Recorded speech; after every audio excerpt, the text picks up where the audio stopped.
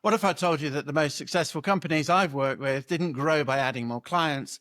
They grew by eliminating 80% of them. And in doing this, they tripled their profits within 18 months. I'm David White, and today I'm going to show you exactly how premium positioning transforms struggling businesses into industry authorities. You'll discover why chasing volume is sabotaging your growth, and the three-step framework these companies use to identify their ideal 20% and the counterintuitive pricing strategy that made their competition irrelevant. If you're tired of being trapped in the race to the bottom, this video will change everything about how you think about your business. Let me start with a story that might sound familiar. Last year, I worked with a marketing agency owner named Sarah. She was working 70-hour weeks, managing 47 different clients, and despite all that activity, she was barely breaking even. Her team was burned out. Her clients were consistently demanding discounts, and she felt like she was running on a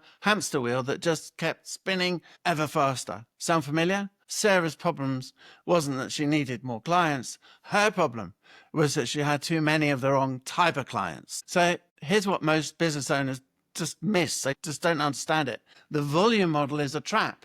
When you compete on price and try to serve everyone, create a business that's fundamentally unsustainable. You're constantly stressed. Your margins are razor thin, and you're always one client away from disaster. But there is another way. And it starts with understanding a principle I call the authority paradox. The authority paradox states that the more exclusive you become, the more valuable you become. So think about it. Rolex doesn't make 1 million watches a year because exclusivity is part of their value proposition. McKinsey doesn't work with every company because selectivity enhances their reputation. The same principle applies to your business, regardless of your industry. When Sarah and I began working together, we implemented what I call the 80% elimination strategy. Here's exactly how it works. Phase 1, the client audit. First, we conducted a comprehensive audit of our existing client base. We looked at 3 key metrics: revenue per client,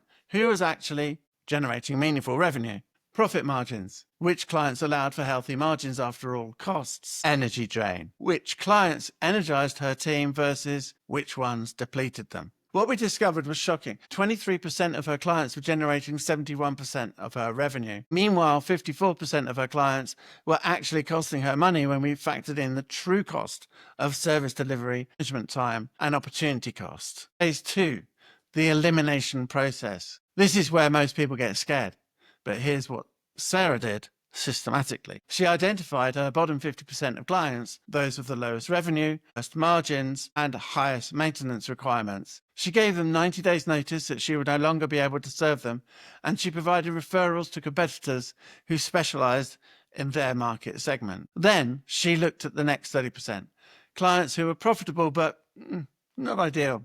She offered them a choice: upgrade to her new premium service level at a 200% price increase, or she would help them transition to another provider. Finally, she focused exclusively on the top 20%, her most profitable, lowest maintenance, highest value clients. Phase 3, premium positioning. Here's where the magic happened. Instead of trying to replace those clients with similar ones, Sarah completely repositioned her agency. She became the go-to marketing authority for SaaS companies generating between 5 and 50 million in annual revenue. Her new positioning allowed her to charge premium rates because she was a specialist, not a generalist, develop deeper expertise in her chosen niche, create more effective solutions because she understood her market more intimately. And she was able to build a reputation as the authority in her space. So the results: within 18 months, Sarah's business was transformed. She went from 47 clients to 9, but her annual revenue increased by 100%.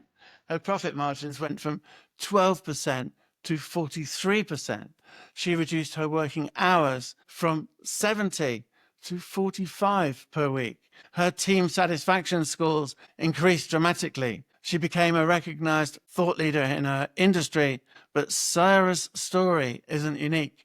I've seen this pattern repeated across dozens of industries. So let me share the 3 pillars of premium positioning that make this strategy work. Pillar number 1, radical specialization. The market always rewards specialists, not generalists. When you try to serve everyone, you serve no one particularly well. But when you focus on a specific niche, you can develop solutions that are dramatically more effective than what generalists can offer. This doesn't mean you can't expand later, but it means you establish authority in one area before you move to the next. Pillar 2, value-based pricing. Most businesses price based on costs or competition. Premium businesses price based on value delivered. When you specialize, you can quantify the specific value you deliver to your niche market. Instead of charging for hours or deliverables, you charge for outcomes and transformations. Pillar 3, selective acceptance. This is perhaps the most powerful pillar. When you become selective about who you work with, several things happen. First, your existing clients value your services more highly because they know not everyone can access them. Second, prospects want to work with you more because humans naturally want what they can't easily have. And third, you can focus your energy on delivering exceptional results rather than managing difficult relationships. The mindset shift. The biggest barrier to implementing this strategy isn't tactical, it's psychological. Most business owners have been conditioned to believe that more clients equals more success. But volume isn't the same as value. When you shift from a volume mindset to a value mindset, everything changes. You stop competing on price and start competing on outcomes. You stop trying to be everything to everyone and start being the obvious choice for your ideal clients. Now, I know what you're thinking. David, this sounds great in theory, but what if I eliminate clients and I can't replace them?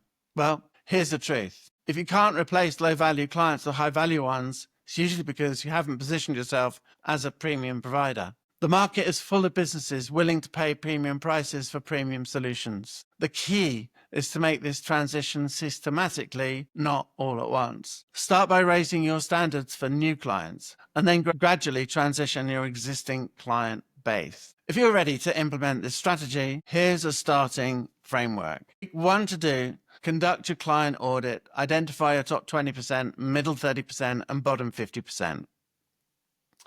In weeks 3 to 4, define your premium positioning. What specific niche will you dominate? What unique value do you deliver to that market? Weeks 5 to 8, begin the transition process. Start with your bottom 50% of clients. Week 9 to 12, implement your premium positioning with your remaining clients and all new prospects. Remember, this isn't about being exclusive for the sake of exclusivity. It's about focusing your energy and resources on the clients and projects that allow you to deliver your best work and generate your greatest value. Let's talk about long-term vision. You see, when you implement this strategy correctly, you don't just improve your business, you transform it. You become the authority in your space. You attract better clients. You charge premium rates. You work fewer hours while making more money. Most importantly, you build a business that serves you rather than one that enslaves you. The companies that thrive in the next decade won't be those that serve the most clients. They'll be those that serve the right clients exceptionally well. The question isn't whether this strategy works. I've seen it transform hundreds of businesses. The question is whether you're ready to implement it. Now, if you want to dive deeper into premium positioning and authority building, I invite you to continue this conversation at my Substack, which is over at theauthorityfigure.substack.com. And there you'll find detailed case studies, implementation guides, and premium content that goes far beyond what I can cover in a single video. And if you're serious about transforming your business, I'm offering a limited number of complimentary authority assessment calls. And in these focus sessions, we'll analyze your current positioning,